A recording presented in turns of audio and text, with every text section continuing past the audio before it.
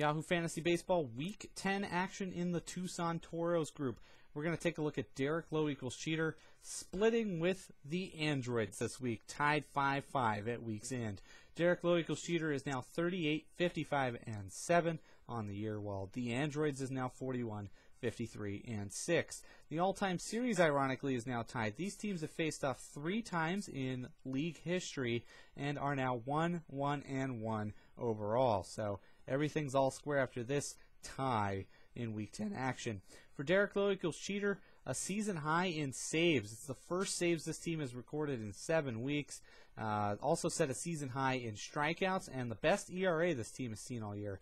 Fortunately, they'll set a season low in wins.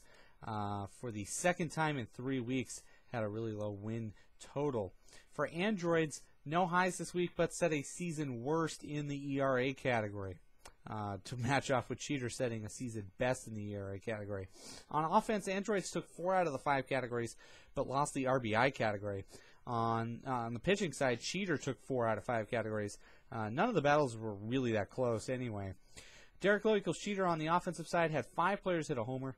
Corey Hart had 3 home runs himself, had 5 RBIs, 5 runs, and a .330 average for the week. So there's a 4-stat category star right there. Used just 9 players, though, with the 10 slots available. 2 players are currently on the DL for this team.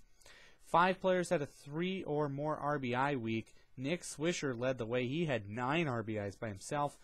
Only 1 player had a stolen base this week for cheater. That was Hanley Ramirez. He had 3 stolen bases by himself. The rest of the team had none. The Androids used just 8 players this week, with 1 player currently in the minor leagues and another player on the DL.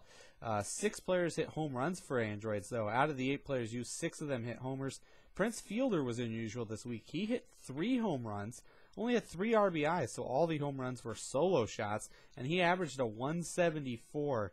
He averaged 174 from the plate this week, so a terrible week from Fielder, but still helping out in the home run category.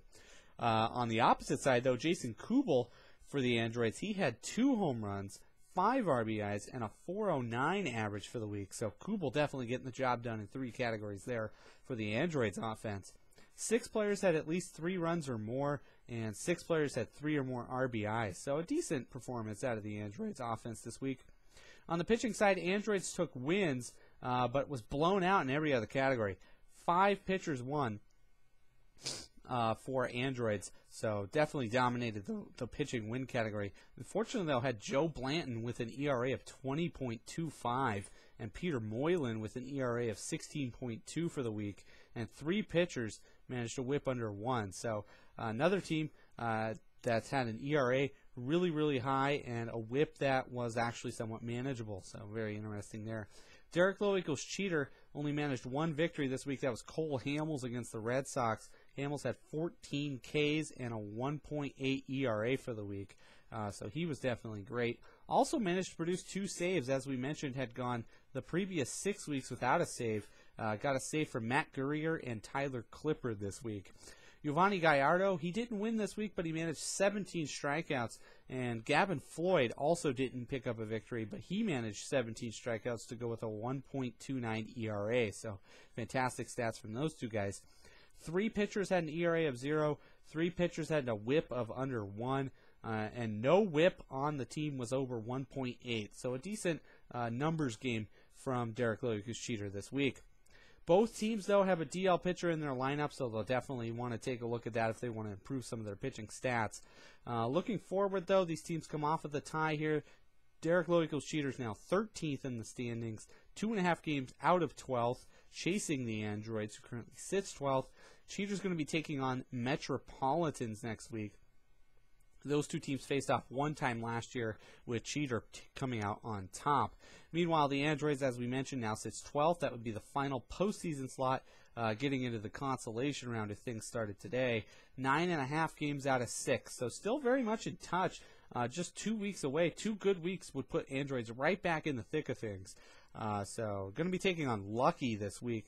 That also might be a fortunate thing for Androids. Luckies have been struggling all season.